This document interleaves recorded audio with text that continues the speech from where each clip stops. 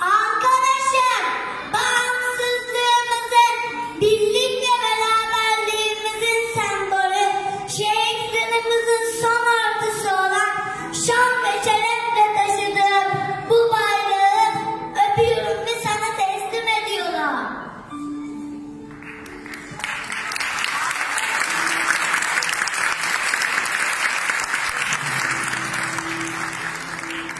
Arkadaşım, senden teslim aldım.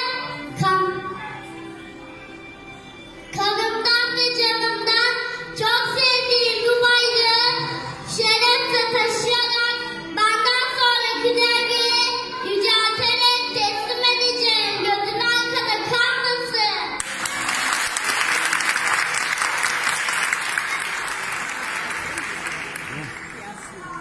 Evet, yatsın.